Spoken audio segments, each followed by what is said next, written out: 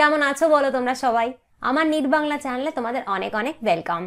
তো আজকের টপিকে যাওয়ার আগে আমার পেইড ক্লাস সম্পর্কে তোমাদেরকে একটু ইনফো দিয়ে নিই, কারণ তোমরা প্রতিদিন আমার কাছে হোয়াটসঅ্যাপ করে জিজ্ঞেস করো, তো এখানে ভালো করে বলে দিই একটু।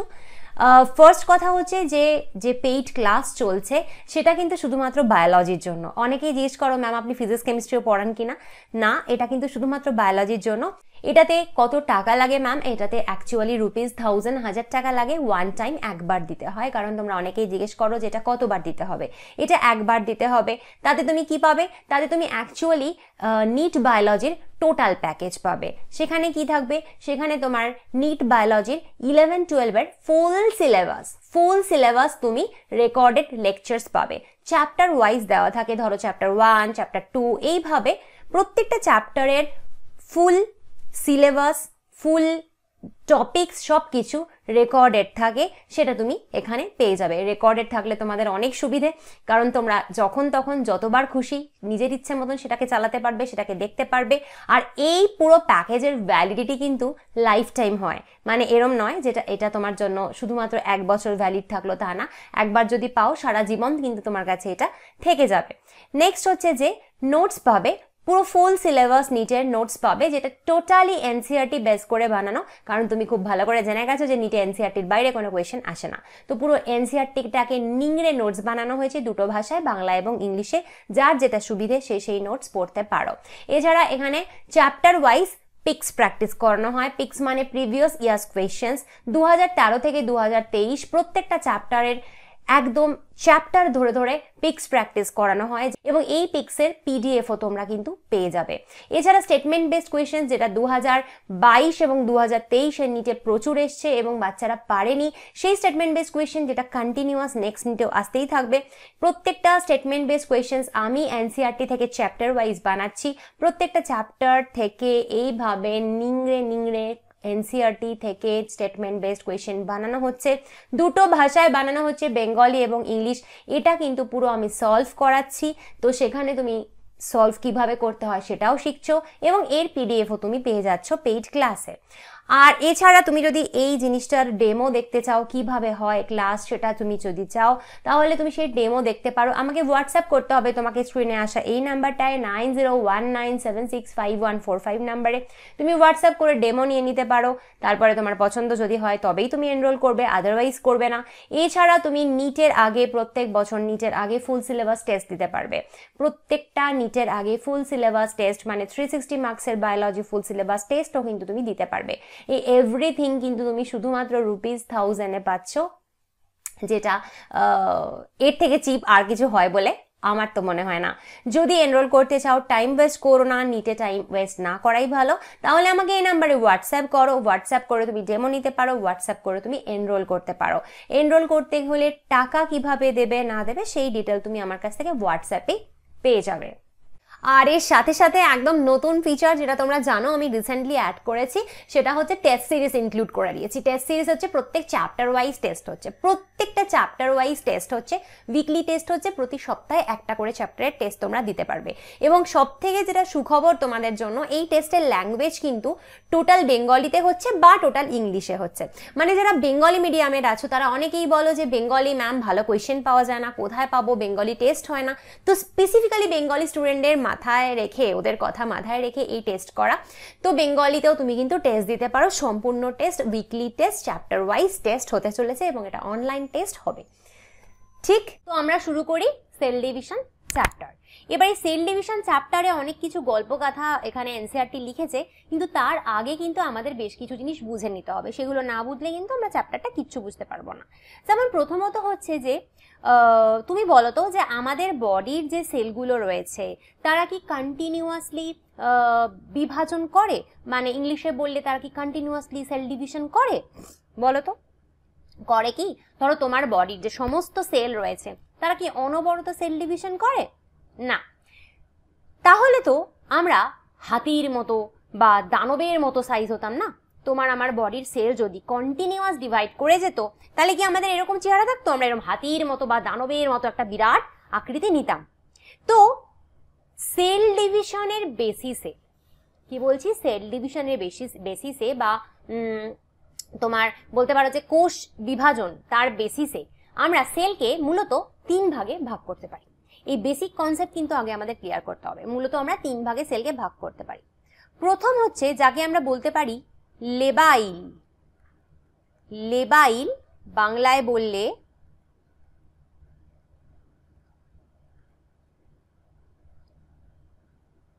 অস্থির কোষ। ঠিক আছে, তো এই লেবাইল বা অস্থির কোষ এরা কি হয়, এরা কন্টিনিউয়াস সেল ডিভিশন করতে থাকে। কন্টিনিউয়াস মানে অনবরত সেল ডিভিশন করতে থাকে। যেমন এখানে তোমাকে আমি এক্সাম্পল হিসেবে দেব হচ্ছে যেই সেলের কথা, সেটা হচ্ছে স্কিনের উপরের দিকের লেয়ার। তুমি আমার স্কিন দেখছো, এর যে উপরের দিকের লেয়ার, এই যে লেয়ারটা দেখছো, এই লেয়ারটাকে কি বলে, এপিডার্মিস বলে। স্কিনের আপার লেয়ার, যেটা তুমি বাইরে থেকে দেখতে পারো স্কিনের লেয়ার, তাকে বলে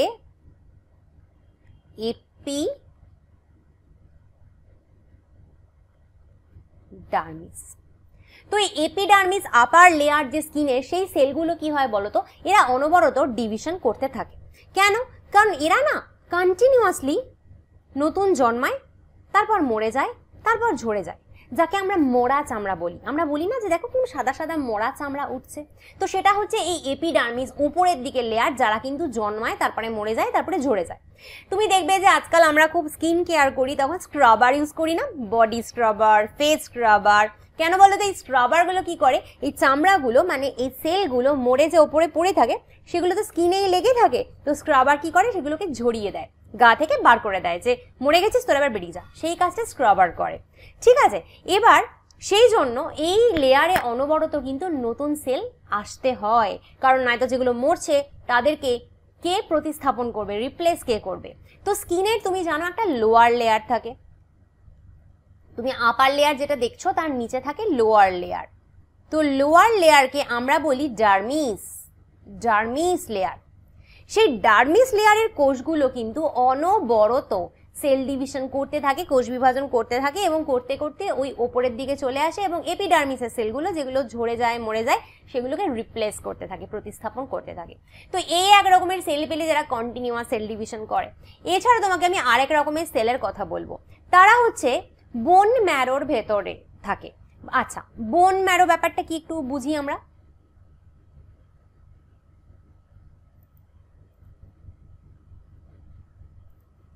তোমরা জানো যে এই হলো আমাদের বোন হাড়, এর ভেতরে এই জায়গাটা আমাদের কি ফাঁপা হয়? না, পাখিদের হয়, আমাদের ফাঁপা হয় না। এখানে কিছু পদার্থ থাকে, তাকে বলে বোন ম্যারো, বাংলায় বলে অস্থি মজ্জা।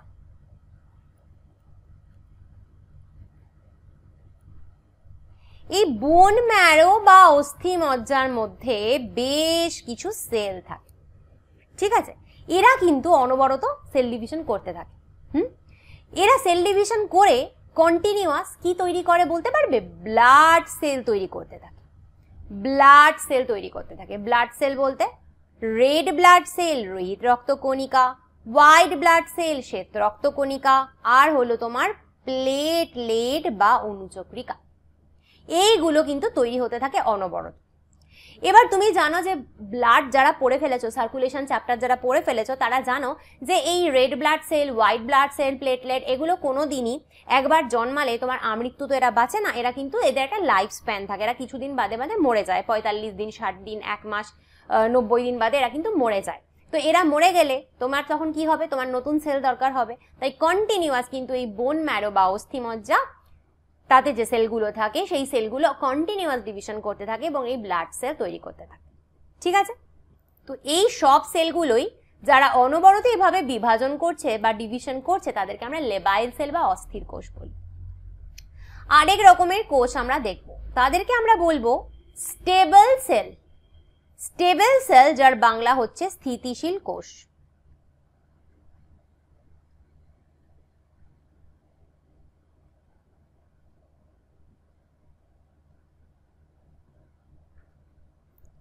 স্টেবল সেলের বাংলা হচ্ছে স্থিতিশীল কোষ। তো এরকম আরেক রকমের সেল আমরা দেখতে পাবো, ঠিক আছে। এবার এই যে স্টেবল সেল বা স্থিতিশীল কোষগুলো আছে, এরা কি করে বলতো, এরা সারা জীবন এরা কোনোভাবে ডিভাইড করে না, এরা সারা জীবন কিন্তু কোনো বিভাজন করে না, এরা কোনো ডিভাইড করে না, তাই জন্যই এদের নাম হচ্ছে স্টেবল সেল বা স্থিতিশীল কোষ, ঠিক আছে। তো তাহলে এরা কি জীবনে কোনোদিনই ডিভাইড করবে না, কোনো সময় কোনো প্রয়োজন হলেও ডিভাইড করবে না? হ্যাঁ করবে। সাপোজ কারোর অ্যাক্সিডেন্ট হলো, সাপোজ আমার অ্যাক্সিডেন্ট হলো, তো আমার কোনো একটা অর্গান তাতে ধরো ক্ষতিগ্রস্ত হলো, ধরো এমন একটা অ্যাক্সিডেন্ট হলো, আমার পেটে এমন লাগলো, আমার লিভার কিডনি এইগুলো ধরো কিছুটা ভেঙে গেল, হতেই তো পারে, সেরকম অ্যাক্সিডেন্ট হলে এরকম হয়। বা ধরো আমার কোনো একটা ব্যাকটেরিয়াল ইনফেকশন হলো, তো তখন কি হবে, ব্যাকটেরিয়ার আক্রমণের ফলে কিছু অর্গানের কিছু পার্ট হয়তো পচে গেল, হতে পারে। তো তুমি সেই পার্টটাকে রিপ্লেস করতে হবে, তো প্রতিস্থাপন করতে হবে, তখন এই অর্গানগুলোর সেলগুলো ডিভাইড করবে, করে যেই পার্টের সেলটা এরকম নষ্ট হয়ে গেল বা ভেঙে গেল সেটা কিন্তু আবার নতুন করে তৈরি হবে।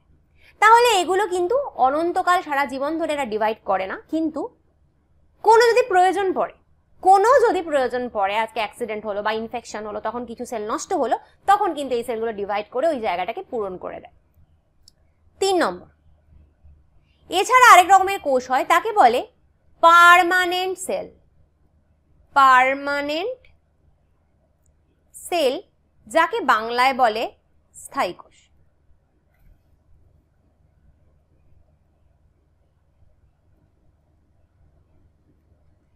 নাম থেকে কি বুঝছো? পার্মানেন্ট মানে কি, স্থায়ী মানে কি?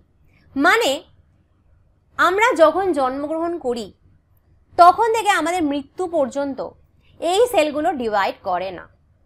ইনফ্যাক্ট এরকম না যে আজকে তোমার একটা অ্যাক্সিডেন্ট হলো, তোমার কোনো সেল ক্ষতিগ্রস্ত হলো বা কোনো সেল ব্যাকটেরিয়ার দ্বারা পচন ধরলো, তখন এই সেলগুলো তাদেরকে রিপ্লেস করবে, প্রতিস্থাপন করবে, তা কিন্তু না। এই পার্মানেন্ট সেলরা বা স্থায়ী কোষরা জীবনে কোনো দিন ডিভাইড করে না। আমরা যখন জন্মাই তখন থেকে মৃত্যু পর্যন্ত এরা কোনোদিন ডিভাইড করবে না। কান খুলে, মাথা খুলে, খাতা খুলে লেখো এবং শেখো, দুটো সেলের নাম এখানে বলবো। আজীবন তোমার এটা লাগবে, নিচে তো বটেই, সারা জীবন লাগবে এটা। কি কি সেল এরা? এক হচ্ছে নিউরন, নিউরনের বাংলা কি? স্নায়ু কোষ। আর 2 হচ্ছে মাসল, মানে কি? পেশি কোষ, ঠিক আছে। তো এই নিউরন আর মাসল সেল তুমি যখন জন্মাও তারপর থেকে তোমার যখন মৃত্যু হবে তখন অবধি কোনোদিন এরা কিন্তু ডিভাইড করবে না। হ্যাঁ, তো আমরা যতদিন মায়ের গর্ভে থাকি, মায়ের উম্বে থাকি, ততদিন এই নিউরন আর মাসল সেল ডিভাইড করে। যেই মুহূর্তে আমরা পৃথিবীতে জন্মগ্রহণ করলাম সেই মুহূর্ত থেকে এদের ডিভিশন বন্ধ হয়ে যায়, ঠিক আছে। তো এইবার প্রশ্ন হলো এটা যে ম্যাম, তাহলে আমরা যে কটা নিউরন নিয়ে জন্মাই বা যে কটা মাসল সেল নিয়ে জন্মাই, তাহলে আমাদের মৃত্যু অবধি সেই কটাই নিউরন বা সেই কটাই মাসল সেল কি থাকবে? আনসার হচ্ছে ইয়েস। কিন্তু বয়স হলে অনেক নিউরন এবং মাসল সেল নষ্ট হয়ে যায়, তার ফলে অনেক বৃদ্ধ হলে কিন্তু নিউরন এবং মাসলের নাম্বার কমে যায়, কিন্তু বাড়ার কোনো গল্প নেই জন্মান্তর ধরে। তাহলে তুমি বলতে পারো যে ম্যাম, একটা সদ্য জন্মানো বাচ্চা আর আমরা যে একটা বড় লোক, আমাদের বডির সাইজ কেন আলাদা? তার কারণ মাসলের নাম্বার সেম থাকে আমি বলেছি, কিন্তু আমি বলিনি যে মাসল সাইজে বাড়ে না। মাসল কিন্তু ভলিউমে বাড়ে, আয়তনে বৃদ্ধি পায়। সেই জন্য আমরা প্রোটিন পাউডার খাই, আমরা জিমে যাই, গিয়ে বলি আমরা কি করছি, আমরা মাসল বাড়াচ্ছি। তো সেক্ষেত্রে আমরা কি করি, আমরা মাসলের ভলিউম, মাসলের আয়তন আমরা বৃদ্ধি করতে পারি, কিন্তু মাসল নাম্বারে বাড়ে না। কিন্তু সেই কারণে সালমান খান যে জিম করে বডিটা বানিয়েছে, সেটা হচ্ছে সালমান খান মাসলের ভলিউম বাড়িয়েছে। বা তোমাদের মধ্যে যে বাচ্চাগুলো আছো যারা জিমে গিয়ে বডি বানাচ্ছ, তারা কিন্তু বেসিক্যালি মাসলের ভলিউম বাড়াচ্ছ, নাম্বার বানাতে পারবে না। নাম্বার কেউ মাসলের বাড়াতে পারবে না। নিউরনের কি হয়, নিউরন লম্বায় বাড়ে। একটা সদ্য জন্মানো বাচ্চা আর আমার তোমার মধ্যে নিউরনের সাইজের ডিফারেন্স থাকবে। আমাদের লম্বা লম্বা নিউরন হবে, নিউরন লম্বায় বাড়বে। আমাদের মাসলের সাইজ মানে ভলিউম বেশি হবে বাচ্চাটার থেকে, কিন্তু নাম্বার কিন্তু ওরও যা আমার তোমারও তাই। এই কনসেপ্টগুলো ক্লিয়ার না করলে কিন্তু আমরা আদপেও কিছু বুঝতে পারবো না। তো প্রথম আমাদের এগুলো ক্লিয়ার করা দরকার। এই পার্টগুলো এনসিইআরটি আছে যেগুলো আমাদের পড়ার কোনো দরকার নেই। আমরা সোজা এবার ঢুকে যাব হচ্ছে সেল সাইকেল, যার বাংলা হচ্ছে কোষ চক্র। তো বেসিক্যালি সেল সাইকেল বা কোষ চক্র মানে কি? পাতি কথায় একটা সেল থেকে দুটো সেল, একটা সেল থেকে দুটো সেল হওয়ার যে প্রক্রিয়া, একটা সেল থেকে দুটো সেল হওয়ার যে প্রক্রিয়া তাকেই বলে সেল সাইকেল বা কোষ চক্র। ঠিক আছে, আচ্ছা, তো এবার দেখি একটু আমরা ফেজেস অফ সেল সাইকেল বা কোষ চক্রের দশাসমূহ। তো বলছে যে একটা eukaryotic cell divide once in approximately every 24 hours. Eukaryotic কোষের একটি কোষ প্রতি 24 ঘন্টায় একবার বিভাজিত হয়। তো আমরা ইউক্যারিওটিক, আমাদের বডির একটা সেল থেকে দুটো সেল তৈরি হতে কতক্ষণ লাগবে? 24 ঘন্টা লাগবে। তো এই যে ব্যাপারটা বললাম, একটা সেল থেকে দুটো সেল, তুমি যদি ইউক্যারিওটিক সেলের ক্ষেত্রে দেখো, এটা ইউক্যারিওটিক সেল না বলে এটা বলা ভালো যে হিউম্যান বডির সেল। একটা সেল থেকে দুটো সেল হতে 24 ঘন্টা টাইম লাগবে। ঠিক আছে, ওকে। কিন্তু এটা ভ্যারি করে, যেমন ইস্ট। আচ্ছা, ইস্টের কি হয়? ইস্টের একটা সেল থেকে দুটো সেল হতে 90 মিনিটস টাইম লাগে, 90 মিনিট সময় লাগে। তাই জন্যই বললাম না ইউক্যারিওটিক কথাটা বললে ঠিক নয়। ইউক্যারিওটিক তো ইস্ট কি প্রোক্যারিওটিক? ইস্ট তো ইউক্যারিওটিকই। কিন্তু ইস্টের ক্ষেত্রে একটা সেল থেকে দুটো সেল হতে 90 মিনিট টাইম লাগে। কিন্তু আমরা হিউম্যান সেল, আমাদের হিউম্যান সেল কিন্তু একটা সেল থেকে দুটো সেল তৈরি হতে 24 ঘন্টা টাইম লাগে। তাহলে প্রত্যেকের সেল কত ঘন্টায় একটা থেকে দুটো হবে সেটা কিন্তু ডিপেন্ড করে সেলের টাইপের ওপর, তুমি কোন সেল নিয়ে কথা বলছো তার ওপর। তুমি যদি প্রোক্যারিওটিকের ক্ষেত্রে যাও, মানে ব্যাকটেরিয়া, তোমরা পড়ে ফেলেছো অলরেডি, ব্যাকটেরিয়াতে কি হয়? একটা সেল থেকে দুটো সেল তৈরি হতে কতক্ষণ লাগে? 20 মিনিট সময় লাগে। ইকোলাইয়ের 20 মিনিট সময় লাগে। বোঝা গেল? ওকে। এইবার এই সেল সাইকেল বা কোষ চক্র, এটাকে আমরা মূলত দুভাগে ভাগ করতে পারি। প্রথম ভাগকে বলে ইন্টারফেস, দ্বিতীয় ভাগকে বলে এম ফেজ। এবার তোমাদের এখানে আমি আরেকটা জিনিস ক্লিয়ার করব। এই এম ফেজটাকে তোমাদের এনসিইআরটিতে মেনশন করেছে মাইটোসিস ফেজ। কিন্তু তুমি জানো যে সেল ডিভিশন দু রকমের হয়, একটা হচ্ছে মাইটোসিস সেল ডিভিশন, একটা হচ্ছে মিওসিস সেল ডিভিশন। পড়েছো না? 9-10 থেকে পড়েছি এগুলো আমরা।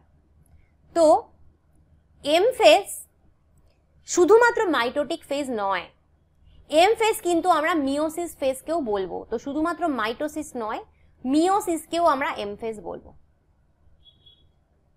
তো এটা প্রথম কথা এনসিইআরটিতে একটু আমাদের কনফিউজ করে দিয়েছে, সেটা আমাদেরকে ক্লিয়ার করতে হবে।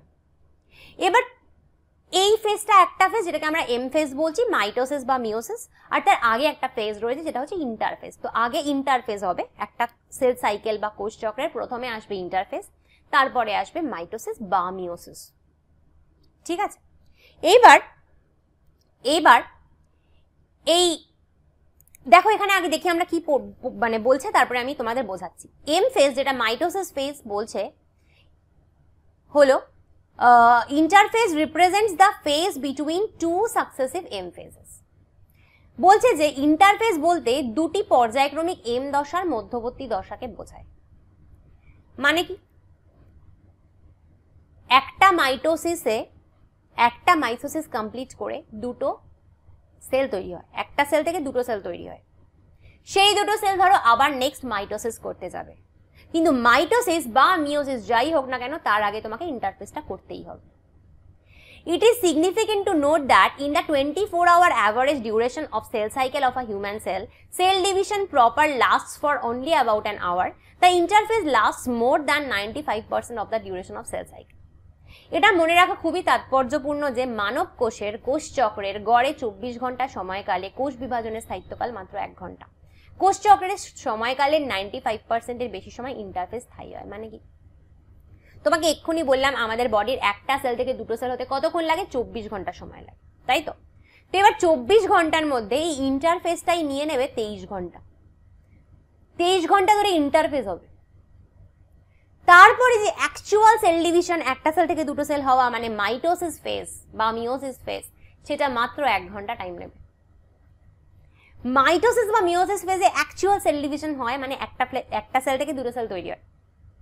আর ইন্টারফেজে কি হয়? প্রস্তুতি, প্রিপারেশন। একটা সেল থেকে দুটো সেল তৈরি করার আগে প্রিপারেশন তৈরি হয় ইন্টারফেজে। তো সেই প্রিপারেশনেই চলে যায় 23 ঘন্টা। অ্যাকচুয়াল মেইন যেটা সেল ডিভিশন, একটা সেল থেকে দুটো সেল তৈরি হওয়া, সেটাতে লাগে 1 ঘন্টা। এটা একটু কিভাবে মনে রাখবে এটা একটু তোমাদের বুঝাই, খুব মজার একটা এক্সাম্পল দিই। তুমি নিট দিতে যাবে, তার জন্য তোমার প্রস্তুতি দরকার, আদারওয়াইজ কি হবে? নিটে তুমি একদম ভালো মার্কস পাবে না। তো এই প্রিপারেশনটাকে বায়োলজির ভাষায় বলে ইন্টারফেস। তার মানে একটা ভালো কিছু করতে গেলে প্রিপারেশন লাগে।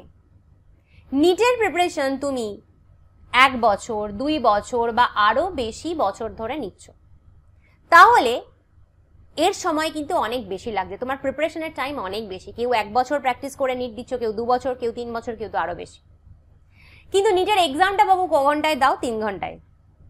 তো এখানেও আসল কাজটা মানে তোমার এক্সাম দেওয়াটা, সেটা কিন্তু 3 ঘন্টায় হয়ে যাচ্ছে। এখানেও যেটা আসল কাজটা মানে অ্যাকচুয়ালি মাইটোসিস ফেজটা, যেটাতে একটা সেল থেকে দুটো সেল হয়, সেটা মাত্র 1 ঘন্টায় হয়ে যাচ্ছে। তো তার মানে প্রিপারেশনে সময় বেশি লাগে, আসল কাজে সময় কম লাগে, তাই তো? আচ্ছা, এবার ইন্টারফেজকে না অনেক সময় বলে রেস্টিং ফেজ বা বিশ্রাম দশা। ইন্টারফেজকে বলে বিশ্রাম দশা বা resting phase.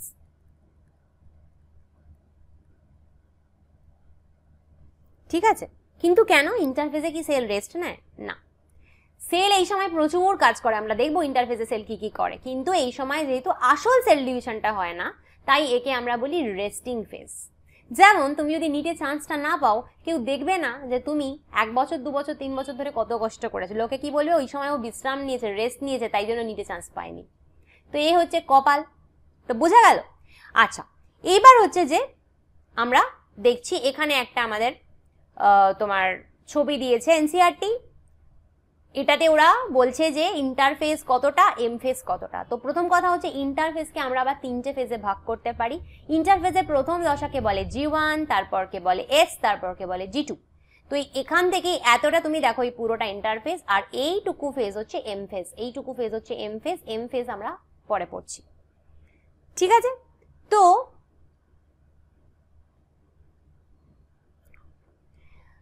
the M phase starts with the nuclear division corresponding to the separation of daughter chromosomes, karyokinesis, and usually ends with division of cytoplasm, cytokinesis. The interphase called the resting phase, তোমাকে এক্ষুনি যেটা বললাম। আর ইন্টারফেজে 3টে phase থাকে, G1 phase, S phase, G2 phase, gap 1 synthesis আর gap 2। M phase নিউক্লিয়াসের বিভাজনের মাধ্যমে শুরু হয়, যা অপত্য ক্রোমোজোমের পৃথকীকরণ ঘটায়, ক্যারিওকাইনেসিস, এবং সাধারণত সাইটোপ্লাজমের বিভাজনের মাধ্যমে শেষ হয়, যেটাকে বলে সাইটোকাইনেসিস। ইন্টারফেজকে বিশ্রাম দশাও বলা হয়। আর ইন্টারফেজে 3টি ফেজ থাকে, G1 দশা, S দশা, S2 দশা। তো এই এম ফেজের ক্যারিওকাইনেসিস, সাইটোকাইনেসিস, এই দুটোর কথা না আমরা পরে পড়বো। আমরা এখন এম ফেজ নিয়ে পড়াশোনা করবো না, এখন আমরা আগে পড়বো কি? এখন আমরা আগে পড়বো হচ্ছে ইন্টারফেজ। তাই এই ক্যারিওকাইনেসিস, সাইটোকাইনেসিস আমরা পরে পড়ছি। তো আমরা এখানে একটা ভালো জিনিস এখন দেখবো। প্রথম কথা, তুমি কি দেখছো? এটা একটা সেল আছে, আমরা একটা সেল দেখতে পাচ্ছি। একটা সেলের মধ্যে কি থাকে দেখো? নিউক্লিয়াস আছে, দেখতে পাচ্ছি। সেলের মধ্যে অনেক অর্গানেল বা অঙ্গাণু থাকে। তো আমি এখানে একটাই অঙ্গাণু এঁকেছি, মাইটোকন্ড্রিয়া, বাকিগুলো আঁকিনি। আমি যদি এটাকে হিউম্যান সেল ভাবি, বাবু আমাদের একটা সেলের নিউক্লিয়াসে ক্রোমোজোম নাম্বার কটা থাকে? 46টা, জানো তো সবাই। 46কে কি বলে? ডিপ্লয়েড বলে বা 2n বলে। কেন? কারণ n মানে হচ্ছে হ্যাপ্লয়েড, হ্যাপ্লয়েড মানে হচ্ছে 2n যদি 46 হয়, n কত হবে? 23, just divided by 2। 46 divided by 2 হচ্ছে n। এবার আমাদের বডিতে, আমাদের যে সেলে, প্রত্যেকটা ক্রোমোজোম জোড়ায় জোড়ায় থাকে। যেমন ধরো তুমি যদি বলো যে ম্যাম 1 নম্বর ক্রোমোজোম, 1 নম্বর ক্রোমোজোম 1 জোড়া থাকবে। 2 নম্বর ক্রোমোজোমের কথা বলি, কটা থাকবে? 1 জোড়া। 3 নম্বর ক্রোমোজোম কটা থাকবে? 1 জোড়া। 4 নম্বর ক্রোমোজোম কটা থাকবে? 1 জোড়া, 1 পেয়ার, দুটো দুটো করে প্রত্যেকটা ক্রোমোজোম থাকে, তাই একে ডিপ্লয়েড সেল বলে। আর হ্যাপ্লয়েড যদি বলতাম, তাহলে আমি বলতাম 23টা ক্রোমোজোম আছে, মানে প্রতিটা ক্রোমোজোম একটা করে থাকবে। তো বোঝা গেল আমাদের হিউম্যান সেলকে আমরা ডিপ্লয়েড সেল কেন বলি। আর আমাদের গ্যামেট হয় হ্যাপ্লয়েড, তাই না? গ্যামেট আমরা পরে মিওসিস পড়ার সময় গ্যামেট বুঝবো। তো যাই হোক, তাহলে 2n = 46। তাহলে তোমার এই একটা নিউক্লিয়াসে কটা সেল আমার আঁকা উচিত ছিল? 46টা। একটা নিউক্লিয়াস আমার কটা ক্রোমোজোম আঁকা উচিত ছিল? একটা নিউক্লিয়াস আমার 46টা ক্রোমোজোম আঁকা উচিত ছিল। কিন্তু আমি এখানে 46টা ক্রোমোজোম কি করে আঁকবো? তো আমার পক্ষে আঁকা সম্ভব না, তাই আমি জাস্ট 2টো ক্রোমোজোম এঁকেছি। ধরে নাও এই 2টো ক্রোমোজোম এক নম্বর ক্রোমোজোমের একটা পেয়ার। ধরে নিতে অসুবিধা আছে? নেই তো? ধরে নাও এই দুটো হচ্ছে ক্রোমোজোম নাম্বার 1 তার পেয়ার, মানে দুটোই হচ্ছে ক্রোমোজোম নাম্বার 1। এরকম করে 23 জোড়া ক্রোমোজোম থাকবে। অবভিয়াসলি আমি এত আঁকতে পারবো না এখানে, তাই একটা দিয়ে বোঝাচ্ছি। এইবার ধরো একটা সেল ডিভাইড করলে বা ডিভিশন হলেও দুটো বাচ্চা সেল তৈরি হয়। তো দেখো এটা ডিভাইড করে দুটো বাচ্চা সেল তৈরি করেছে, এরা দুজনের বাচ্চা, ডটার সেল। তাহলে এদেরও নিউক্লিয়াসে কটা ক্রমের ক্রোমোজোম থাকবে? অবভিয়াসলি 46টা করে ক্রোমোজোম থাকবে, কারণ আমাদের বডির প্রতিটা সেলের নিউক্লিয়াসেই 46টা করে ক্রোমোজোম থাকে, তাই তো? এবং শুধু তাই না, এখানে আমি একটা মাইটোকন্ড্রিয়া এঁকেছিলাম, তো ডটার সেলগুলোতেও একটা করে মাইটোকন্ড্রিয়া থাকবে, থাকবে তো? তাহলে এই যে মা সেল রয়েছে, এটাকে মা বলছি, হ্যাঁ, মা সেল রয়েছে, মা সেল ঠিক যেরকম দেখতে হয়, বাচ্চা সেল দুটো এক্স্যাক্ট সেরকম দেখতে হয়। এরা ওর বাচ্চা, মার বাচ্চা এক্স্যাক্ট একরকম দেখতে হয়। মা সেলে কি রয়েছে? মা সেলেও 46টা ক্রোমোজোম রয়েছে। ওর প্রতিটা বাচ্চা, দুটো বাচ্চার মধ্যে প্রতিটা বাচ্চারই 46টা করে ক্রোমোজোম থাকবে। মা সেলে কি হয়েছে? মাইটোকন্ড্রিয়া, এখানে আমি একটা দেখতে পাচ্ছি, তো বাচ্চা সেলগুলোতেও একটা করে মাইটোকন্ড্রিয়া থাকবে। তার মানে মা সেলের ক্রোমোজোম 46 এর জায়গায় এখানে আগে দ্বিগুণ হতে হবে, ডাবল হতে হবে। 46 কে 2 দিয়ে গুণ করলে কত হয়? 92। তো এখানে 92টা ক্রোমোজোম ওকে প্রথমে তৈরি করতে হবে। কেন ম্যাম? 92টা ক্রোমোজোম তৈরি করলে তবেই 92 থেকে 46টা ক্রোমোজোম এখানে আসবে, 92 থেকে 46টা ক্রোমোজোম এখানে আসবে। মায়ের কষ্ট সবসময় বেশি না? তো মাকে প্রথমে 46টা ক্রোমোজোমকে ডুপ্লিকেট করে দিতে হবে, ডাবল করে দিতে হবে, 92টা করে দিতে হবে, তবেই তার হাফ 46টা বাচ্চা সেল পাবে, আরো 46টা ওর বাচ্চা সেলটা পাবে। ঠিক তেমনি মাইটোকন্ড্রিয়া ওকে ডাবল করতে হয়েছে, এখানে দুটো মাইটোকন্ড্রিয়া তৈরি করতে হবে মাকে একটা মাইটোকন্ড্রিয়া থেকে দুটো মাইটোকন্ড্রিয়া তৈরি করতে হবে, তবে ওর প্রতিটা বাচ্চা, যদি দুটো মাইটোকন্ড্রিয়া তৈরি হয় তবে ওর এই বাচ্চা একটা মাইটোকন্ড্রিয়া পাবে, এই বাচ্চা একটা মাইটোকন্ড্রিয়া পাবে, তাই তো? তাহলে এত কিছু সব ডাবল হবে কিন্তু মাদার সেলে। তার মানে মা সেলটার আয়তনটা বাড়তে হবে না? এত ক্রোমোজোম তৈরি করবে, এত মাইটোকন্ড্রিয়া তৈরি করবে, সব যে তৈরি করবে, সেলের আয়তনটা বাড়াতে হবে। আর শুধু তো মাইটোকন্ড্রিয়া না, সেলের প্রত্যেকটা অর্গানেল, প্রত্যেকটা অঙ্গাণু ডবল হতে হবে, তবে তো বাচ্চাগুলো পাবে। বোঝা গেল তো? এইবার দেখো, এইবার এই প্রিপারেশন গুলো না এভরিথিং হয় হচ্ছে ইন্টারফেজ দশায়। এবার তোমাকে আমি এক্ষুনি বলেছি ইন্টারফেজের 3টি দশা থাকে, G1, S আর G2। তো during G1 phase the cell is metabolically active and continuously grows। বলছে যে G1 দশায় কোষ বিপাকীয়ভাবে সক্রিয় থাকে এবং ক্রমাগত বৃদ্ধি পেতে থাকে। G1 দশায় তোমায় এক্ষুনি যেটা বললাম, সেলের সাইজটা বাড়তে হবে, প্রচুর বাড়তে হবে। কেন বাড়তে হবে এক্ষুনি বলে দিলাম, ঠিক আছে?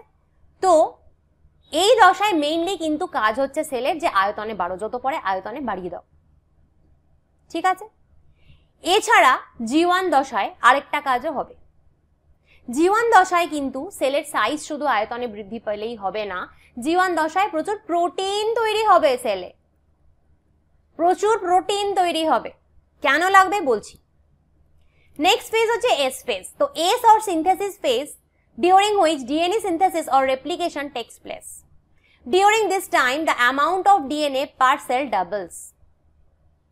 আচ্ছা, বলছে যে এস বা সংশ্লেষ দশা, তারপরে নেক্সট দশা, G1 এর পরের দশা এস দশা বা সংশ্লেষ দশা, সেই সময়কালকে বোঝায় যখন ডিএনএ সংশ্লেষ বা প্রতিলিপিকরণ ঘটে।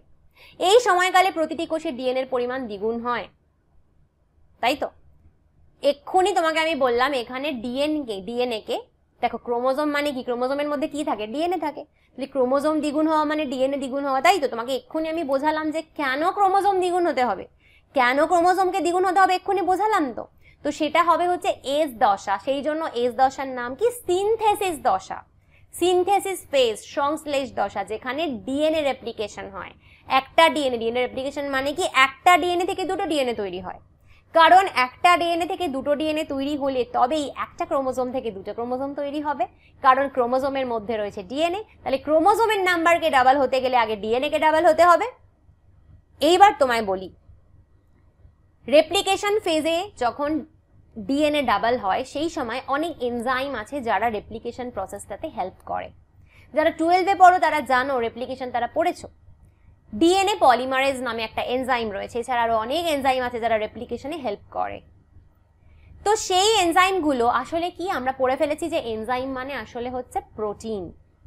তো সেইগুলোকে তো তৈরি হতে হবে। এই জন্য আমি তোমাকে একটু আগে বলেছিলাম যে G1 ফেজে অনেক প্রোটিন তৈরি হয়। এই প্রোটিনগুলো কোন প্রোটিন? যারা নেক্সট ফেজে মানে এস ফেজে বা সংশ্লেষ দশায় ডিএনএ কে রেপ্লিকেশনে হেল্প করে। এবং ডিএনএ রেপ্লিকেট হয়ে কি হবে? একটা ডিএনএ থেকে দুটো ডিএনএ তৈরি হবে, বা একটা ক্রোমোজোম থেকে দুটো ক্রোমোজোম তৈরি হবে। যেখানে আমাদের এখন 46টা ক্রোমোজোম থেকে কটা ক্রোমোজোম তৈরি হবে? 92টা ক্রোমোজোম তৈরি হবে। ঠিক আছে, ওকে। তো দেখো এইখানে আমি লিখেছি amount of DNA 2C, amount of DNA 2C। এখানে লিখেছি অ্যামাউন্ট অফ ডিএনএ 4C। এই কথাটার মানে কি? মানে আমরা বুঝছি। তার আগে দেখো এখানে বলেছে if the initial amount of DNA is denoted as 2C, then it increases to 4C. However, there is no increase in the centrosome chromosome number. If the cell had diploid a twin number of chromosome at G1, even after S phase, the number of chromosomes remains the same, that is 2n. বলছে যে ডিএনএর প্রারম্ভিক পরিমাণ 2C দ্বারা প্রকাশ করা হলে তা বৃদ্ধি পেয়ে 4C হবে, তবে ক্রোমোজোমের সংখ্যা অপরিবর্তিত থাকে। G1 দশায় কোষের ক্রোমোজোম সংখ্যা ডিপ্লয়েড বা 2n থাকলে এস দশার পরেও ক্রোমোজোম সংখ্যা অপরিবর্তিত অর্থাৎ 2n থাকে। এই জায়গাটা আমরা ম্যাম কিছুতেই বুঝি না, এবং এই জায়গাটা আমরা বুঝি না বলে আমাদের কি হবে? আমরা গোটা সেল ডিভিশন বুঝবো না। তো তো এইবার এখানে আমরা ভালো করে বুঝবো। খুব মন দিয়ে এটা দেখো, এটা কিন্তু এনসিআরটির ছবি না দেখে বুঝতেই পারছো। এনসিআরটিতে এত ক্লিয়ার ভাবে বোঝানো নেই বাবু, এগুলো আমার নিজে বানানো ছবি, জাস্ট তোমাদেরকে ইজিয়েস্ট উইতে বোঝানোর জন্য। যারা আমার পেইড কোচিং থেকে দেখছো তারা সব পেয়ে গেছো এগুলো, যারা অনলাইন দেখছো, ইউটিউবে দেখছো, তারা কি করবে? তারা যদি এগুলো পেতে চাও সমস্ত কিছু, তাহলে আমার পেইড ক্লাসে তুমি এনরোল করতেই পারো। তাহলে এভরিথিং এভাবে আমার হাতে আঁকা ছবি সবকিছু তুমি পেয়ে যাবে। তো এখানে আমরা এবার ভালো করে একটা কনসেপ্ট বুঝবো, 2n 2n কি বলছি মন দিয়ে বোঝো। G1 ফেজে মানে সেল ডিভিশন, বা বলতে পারো সেল ডিভিশন না, সেল সাইকেল। সেল সাইকেলের প্রথম যে G1 ফেজে তাতে কটা ক্রোমোজোম ছিল? 46টা ক্রোমোজোম ছিল। একটু আগেই আমি বলেছি 46 আমরা কি বলবো? 2n বলবো। ঠিক আছে, 46 কে বলবো 2n। এবং সেখানে ডিএনএ এর অ্যামাউন্ট হচ্ছে 2C। অ্যামাউন্ট মানে কি ম্যাম? অ্যামাউন্ট মানে ডিএনএ কতটা রয়েছে। যদি আমি ধরি বলি 2 গ্রাম ডিএনএ রয়েছে, সেটাকে বলে অ্যামাউন্ট। এবার ডিএনএ কে এরকম গ্রাম কিলোগ্রামে বলা যাবে না, তাই তাকে আমরা সি দিয়ে বলছি। 2C, অ্যামাউন্ট অফ ডিএনএ কি? 2C। বোঝা গেল? তাহলে 2n নাম্বার ডিএনএ রয়েছে, মানে 46টা ডিএনএ রয়েছে, আর 46টা ডিএনএ তে টোটাল কতটা অ্যামাউন্ট ডিএনএ রয়েছে? 2C অ্যামাউন্ট ডিএনএ রয়েছে। এস ফেজে আমি এক্ষুনি তোমাদেরকে কি বলেছি? এস ফেজে ডিএনএ রেপ্লিকেশন হয়, মানে একটা ডিএনএ থেকে দুটো ডিএনএ তৈরি হয়। তুমি দেখো এখানে আমি এঁকেছি, এটা আমার ক্রোমোজোম, এটা আমার ক্রোমোজোম। ক্রোমোজোমের মধ্যে দেখো আমি এখানে ডিএনএ এঁকেছি, দেখতেই পাচ্ছ এটা আমার ডিএনএ। ডিএনএ রয়েছে ক্রোমোজোমের মধ্যে, এটা আমরা দেখতে পাচ্ছি। এস ফেজে কি হয়? ডিএনএ ডুপ্লিকেট হয়, ডিএনএ অ্যামাউন্ট ডাবল হয়। তো তুমি এখানে দেখো ডিএনএ নাম্বার ডাবল হয়ে গেছে। এই একটা ডিএনএ ও ডাবল হয়ে এই আরেকটা ডিএনএ তৈরি করেছে। আবার যদি এই ক্রোমোজোমটাকে আমরা কনসিডার করি, এই একটা ডিএনএ ও ডাবল হয়ে দেখো আরেকটা ডিএনএ তৈরি হয়েছে। তাহলে এস ফেজে ডিএনএ এর নাম্বার ডাবল হয়েছে। আমরা চোখের সামনে স্পষ্ট এই ছবিটা দেখতে পাচ্ছি, চোখের সামনে স্পষ্ট আমরা দেখতে পাচ্ছি ডিএনএ এর নাম্বার ডাবল হয়েছে এস ফেজে। ঠিক আছে, তো ডিএনএ এর অ্যামাউন্ট G1 ফেজে ছিল 2C। তাহলে এস ফেজে যখন ডিএনএ এর নাম্বার দ্বিগুণ হলো, ডিএনএ এর নাম্বার যখন দ্বিগুণ হলো, তাহলে অ্যামাউন্ট অফ ডিএনএ ঠিক তার ডবল হবে না? 2C ছিল ওখানে, তাহলে এটা 4C হবে। তো G1 ফেজে যতগুলো ডিএনএ ছিল, এস ফেজে সেই ডিএনএ ডুপ্লিকেট হয়ে গেল, ডাবল হয়ে গেল। তাই যদি হয় G1 ফেজে অ্যামাউন্ট অফ ডিএনএ যা ছিল মানে 2C, এস ফেজে অ্যামাউন্ট অফ ডিএনএটা ডাবল হবে তো, মানে 4C, তাই এখানে হয়েছে। কিন্তু এটা তুমি অ্যামাউন্ট বললাম, ক্রোমোজোমের নাম্বার যদি আমি বলি, ক্রোমোজোমের নাম্বার G1 ফেজে 46টাই ছিল, এস ফেজে আমি বলছি ক্রোমোজোমের নাম্বার 46টাই থাকবে, মানে 2N থাকবে। এইখানে তোমার আসল কনফিউশন শুরু হবে যে ম্যাম আপনি এক্ষুনি বললেন যে ডিএনএ নাম্বারে দ্বিগুণ হয়েছে, তাহলে তো ক্রোমোজোমও নাম্বারে দ্বিগুণ হওয়ার কথা, ঠিক তো? লজিক্যালি ভাবো, ডিএনএ নাম্বারে দ্বিগুণ হয়েছে, তাহলে ক্রোমোজোমের নাম্বারও দ্বিগুণ হওয়ার কথা, কারণ একটা ক্রোমোজোম মানে একটা ডিএনএ। তাহলে আপনি অথচ এখানে বলছেন যে ক্রোমোজোম নাম্বার সেম রয়েছে, মানে 46টাই রয়েছে। এটা কি করে সম্ভব? ভালো করে এবার এই ছবিটা দেখো। তুমি দেখো এখানে এই ক্রোমোজোমটাতে, যেটা আমি দেখাচ্ছি তোমাকে, এটার দেখো এই একটা হাত বেরিয়েছে আর এই একটা হাত বেরিয়েছে। একটা ক্রোমোজোমের দুটো আর্ম, দুটো বাহু আমি দেখতে পাচ্ছি, এই যে এই একটা, এই একটা। তারা জুড়ে রয়েছে একটা কমন সেন্ট্রোমিয়ারের মাধ্যমে, এই যেটাকে আমি রেট করলাম কমন সেন্ট্রোমিয়ার, একটা কমন সেন্ট্রোমিয়ারে এই দুটো হাত জুড়ে রয়েছে। এই দুজনকে আমরা বলি সিস্টার ক্রোম্যাটিড। এই দুই বন্ধুকে বা দুই বোনকে আমরা বলি সিস্টার ক্রোম্যাটিড। এইবার এই দুটো সিস্টার ক্রোম্যাটিড মিলে কিন্তু এখানে একটা ক্রোমোজোম আমি দেখতে পাচ্ছি, মানে এই ক্রোমোজোমটাকে আমি কিন্তু কখনোই বলতে পারি না দুটো ক্রোমোজোম, এখানে আমায় বলতে হবে একটাই ক্রোমোজোম কিন্তু দুটো সিস্টার ক্রোম্যাটিড। কেন আমরা দুটো ক্রোমোজোম বলতে পারি না? তার কারণ আমরা জানি একটা ক্রোমোজোম মানে তার একটা নিজস্ব সেন্ট্রোমিয়ার থাকবে। এটা যদি একটা ক্রোমোজোম হয় তাহলে এটা ওর সেন্ট্রোমিয়ার। প্রতিটা ইন্ডিভিজুয়াল ক্রোমোজোমের একটা ইন্ডিভিজুয়াল সেন্ট্রোমিয়ার থাকে, কিন্তু এখানে আমরা ছবিটা দেখতে পাচ্ছি এই রকম, যেখানে এই দুই বন্ধু একটা কমন সেন্ট্রোমিয়ার শেয়ার করেছে। তাই কখনোই এই দুজনকে আমরা দুটো ক্রোমোজোম বলতে পারবো না। এটা একটাই ক্রোমোজোম, যার এই দুই বন্ধুকে বা বোনকে আমরা বলতে পারি sister ক্রোম্যাটিড।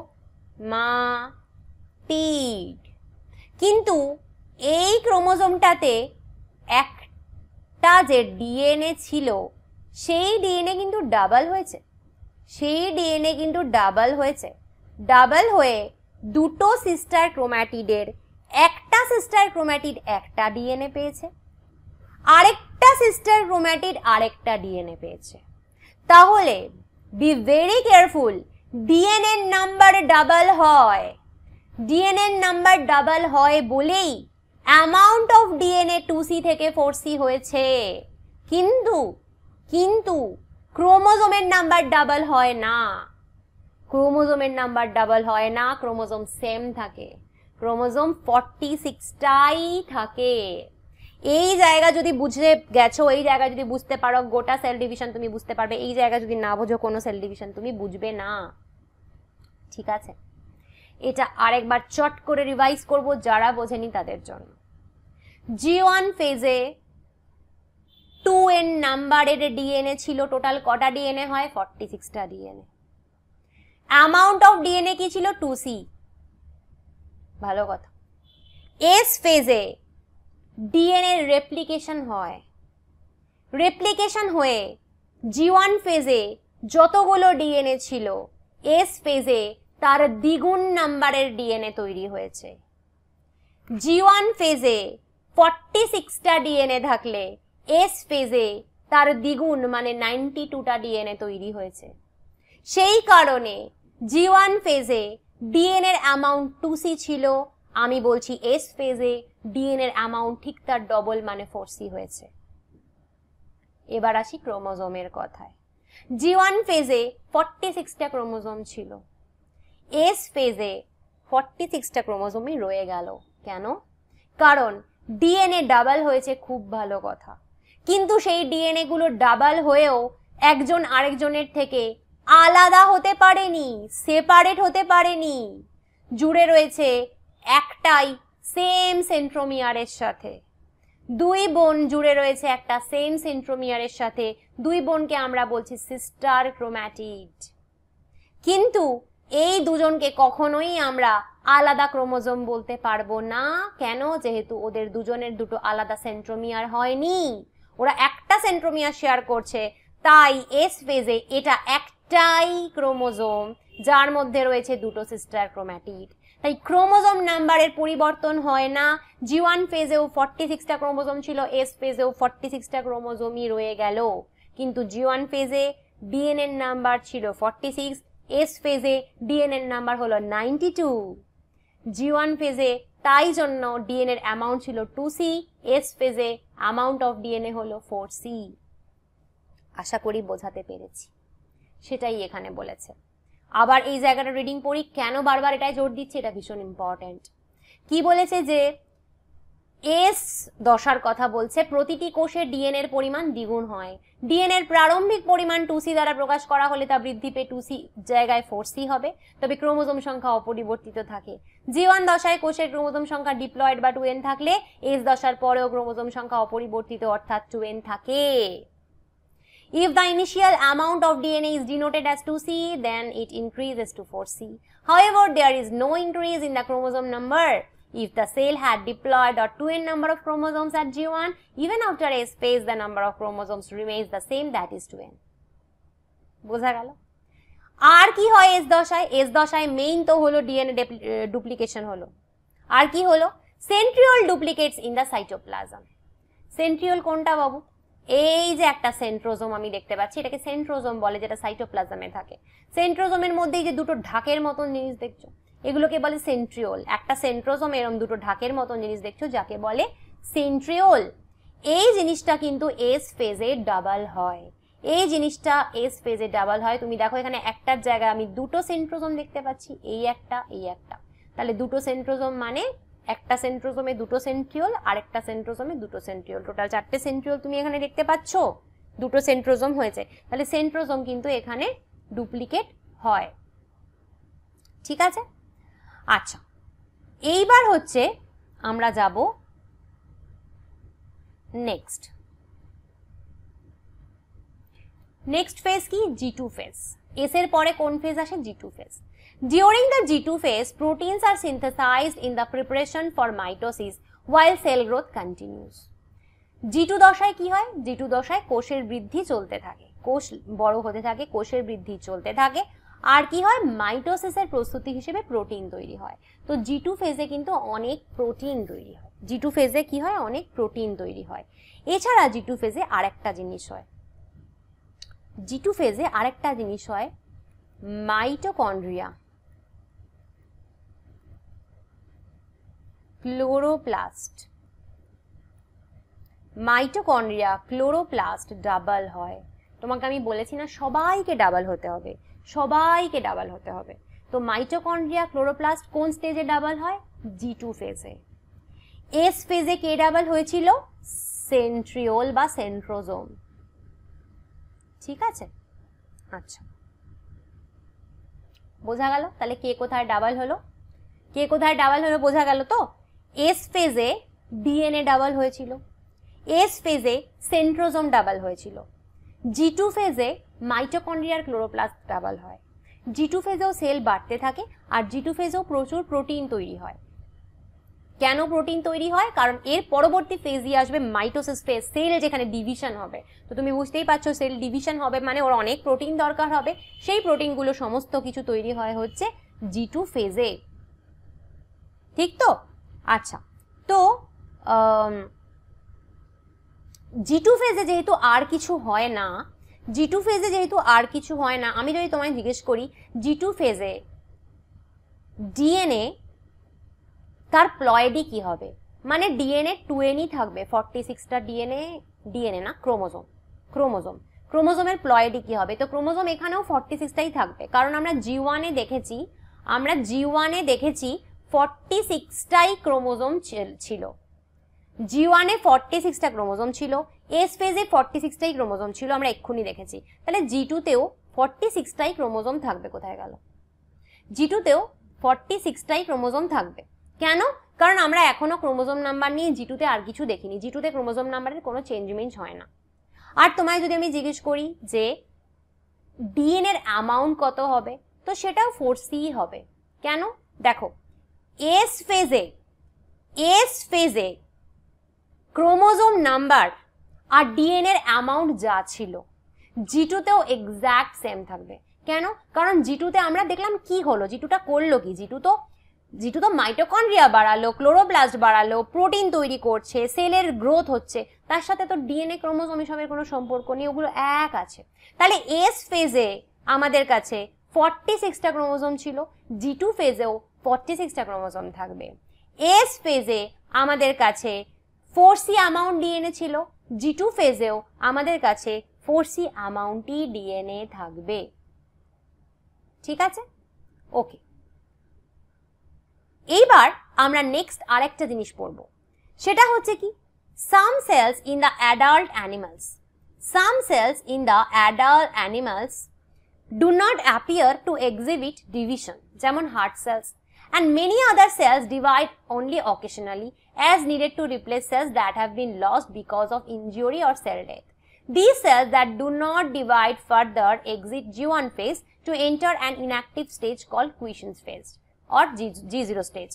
Cells in this stage remain metabolically active but no longer proliferate unless called on to do so depending on the requirement of the organism. পরিণত প্রাণীর কিছু কোষ বিভাজিত হয় না, যেমন হৃৎপিণ্ডের কোষ। হৃৎপিণ্ডের কোষ কখনো বিভাজিত হয় না। এবং আচ্ছা, তাহলে এই হৃৎপিণ্ডের কোষটাকে আমরা কোথায় নিয়ে যাব বলো তো? এই যে প্রথমে তোমাদের 3 রকমের কোষ শিখিয়েছিলাম, হৃৎপিণ্ডের কোষ কিসের মধ্যে পড়বে? হৃৎপিণ্ডের কোষ কিন্তু তোমার পার্মানেন্ট সেলের মধ্যে পড়বে, নিউরন আর মাসেলের সাথে কিন্তু এখানে হার্ট সেলও পড়বে, যেগুলো কিন্তু কখনো ডিভিশন হয় না। ঠিক আছে, এটা একটা নতুন জিনিস জানলে। এইবার হচ্ছে বলছে যে বহু কোষ আঘাত বা কোষের মৃত্যুর কারণে নষ্ট হয়ে যাওয়া কোষগুলোর অপসারণের জন্য কেবলমাত্র সময় বিশেষে বিভাজিত হয়। তোমাকে আমি বলেছি যে কখন কিছু কোষ ডিভিশন হয়, কখন হয় না, কখন একেবারেই হয় না। তো এই সব কোষ যেগুলো পুনরায় বিভাজিত হয় না, সেগুলো G1 দশা থেকে বেরিয়ে একটি নিষ্ক্রিয় দশায় প্রবেশ করে, যাকে কোষচক্রের নিষ্ক্রিয় দশা বা G0 দশা বলে। এই দশায় কোষগুলো বিপাকীয়ভাবে সক্রিয় থাকে, কিন্তু কোষের চাহিদার উপর ভিত্তি করে যতক্ষণ না বিভাজনের প্রয়োজন হয় ততক্ষণ পর্যন্ত এরা সংখ্যা বৃদ্ধি করে না। এটার মানে কি? এটার মানে হচ্ছে এইখানটা আমরা যাব। তো তুমি দেখো এইখানে কি হচ্ছে, একটা সেল ধরো G1 ফেজে এসেছে, এসে ভাবছে যে সেল ডিভিশন করব কি করব না, কারণ এস ফেজেই তো ওর তুমি জানো ডিএনএ ডুপ্লিকেট হবে, ডিএনএ ডবল হবে। তো G1 ফেজে না ও ডিসিশন নেয় যে আমি কি সেল ডিভিশনে যাব, মানে ডিএনএ কি ডুপ্লিকেট করব কি করব না। এবার ধরো ওর মনে হলো যে না দূর, আমার ভালো লাগছে না, আমি নেক্সট ফেজে যাব না, করবো না এই কাজটা। তখন ও কি করবে? G1 থেকে টুক করে বেরিয়ে যাবে, বেরিয়ে চুপ করে বসে থাকবে, ও কোনো এস ফেজে আর ঢুকবে না। তাকে আমরা বলি G0 ফেজ। এই যে দেখো G0 ফেজ, G1 থেকে বেরিয়ে আবার চুপ করে বসে আছে, ও এস ফেজে এগোলো না। G0 ফেজে একটা সেল চুপ করে বসে থাকে, মেটাবলিজম চলে, মানে ওর মধ্যে যে রাসায়নিক বিক্রিয়াগুলো চলার সেগুলো চলে, কিন্তু ও কিন্তু সেল ডিভিশন করে না, এস ফেজে যায় না, কোনোভাবেই এস ফেজে যায় না। এবার ধরো কোনো প্রয়োজন হলো, মনে হলো যে না ডিভিশন করতে হবে, কখন ওই সেলটাকে প্রয়োজন হলো, তখন ও কি করে? আবার G0 থেকে G1 এ ঢোকে, এবং G1 এ ঢুকে তারপরে এস ফেজ, তারপরে G2 ফেজ, এবং তারপরে আলটিমেটলি এম ফেজে ঢোকে। তাহলে ধরো সেই ফেজগুলোর কথা তোমায় যেগুলো বলছিলাম, যে কিডনি, লিভার, এই সেলগুলো এমনি কিছু করবে না। ধরো আমার কথাই বলি, আমার কিডনির সেল এখন কিন্তু চুপ করে G0 ফেজে বসে আছে। এবার আমার একটা অ্যাক্সিডেন্ট হলো, আমার কিডনিটা ক্ষতিগ্রস্ত হলো। তো কিছু সেলের মনে হলো যে না, এর তো কিডনি ক্ষতিগ্রস্ত হয়েছে, একে আমার নতুন সেল তৈরি করতে হবে। তো সেই G0 সেলে যে আমার কিডনির সেলগুলো G0 স্টেজে যে বসেছিল, ওরা ওখান থেকে আবার ব্যাক করবে G1 স্টেজে, তারপর ওখান থেকে এস ফেজে যাবে, G2 ফেজে যাবে, এম ফেজে গিয়ে আলটিমেটলি একটা সেল থেকে দুটো সেল তৈরি করবে। ঠিক আছে? ওকে। In animals, mitotic cell division is only seen in the diploid somatic cells. However, there are few exceptions to this where haploid cells divide by mitosis. For example, male honeybees. Against this, the plants can show mitotic divisions in both haploid and diploid cells. তো প্রাণীদের মধ্যে mitotic কোষ বিভাজন কোথায় হয়? শুধুমাত্র diploid কোষসমূহে দেখা যায়। আমাদের বডিতে যদি ধরো, আমাদের বডির সমস্ত সেল 2n থাকে ডিপ্লয়েড, তো তারাই শুধু মাইটোসিস করবে, কিন্তু মিওসিস হয় হচ্ছে গ্যামেটে, হ্যাপ্লয়েড সেলে। তো সেটা আমরা পরে পড়বো। তো আমাদের বডিতে আমরা জানি মাইটোসিস কোন সেলগুলো করে? ডিপ্লয়েড সেলগুলো করে। সবার যাদের 2n নাম্বার মানে 46টা করে ক্রোমোজোম থাকে, তারা শুধুমাত্র মাইটোসিস করবে। গ্যামেট মানে স্পার্ম বা এগ এরা কিন্তু মাইটোসিস কখনোই করে না, ঠিক আছে? মানে হ্যাপ্লয়েড সেলসরা কখনো মাইটোসিস করে না, শুধুমাত্র ডিপ্লয়েড সেলসরা মাইটোসিস করে। কিন্তু উদ্ভিদে কি হয়, হ্যাপ্লয়েড সেল যারা রয়েছে তারাও কিন্তু মাইটোসিস করে, ডিপ্লয়েড সেল যারা রয়েছে তারাও কিন্তু মাইটোসিস করে। তো উদ্ভিদের মাইটোসিস হ্যাপ্লয়েড ডিপ্লয়েড দু রকমের সেলেই হয়, এটা আমরা প্লান্ট কিংডম চ্যাপ্টারে ভালো করে পড়েছি। তো প্লান্ট কিংডম চ্যাপ্টার পড়ে নেবে, যারা জানো না তারা পড়ে নেবে, ওখানে আমি পড়িয়েছি যে হ্যাপ্লয়েড ডিপ্লয়েড দু রকম সেলে কিন্তু মাইটোসিস তুমি দেখতে পাবে হচ্ছে প্লান্ট সেলে, ঠিক আছে? আর হানি বিতেও কিছু এক্সেপশনস রয়েছে, হানি বি আমরা পড়বো হচ্ছে ক্লাস 12-এ গিয়ে ডিটেলে পড়বো। যারা 12-এ পড়ো তারা পড়ে ফেলেছো, যারা 11-এ পড়ো তারা পরে পড়বে। আপাতত আমরা জানবো মানুষের সেলে কিন্তু মানে মাইটোসিস কাদের হয়, শুধুমাত্র ডিপ্লয়েড সেলে হয়, মানে 46টা ক্রোমোজোম রয়েছে যে সেলগুলোতে তারাই শুধুমাত্র মাইটোসিস করে। তো এই অবধি থাক আজকের ভিডিওটা, মাইটোসিস এক্স্যাক্টলি আমরা পরের দিন স্টার্ট করব। তার আগে বলি, ভিডিওটা ভালো লাগলে অবশ্যই লাইক কমেন্ট শেয়ার করে দিও, চ্যানেলটা ভালো লাগলে সাবস্ক্রাইব করতে ভুলো না। আজকে আসছি, পরের দিন অন্য কোনো ভিডিও নিয়ে আসবো। Bye bye.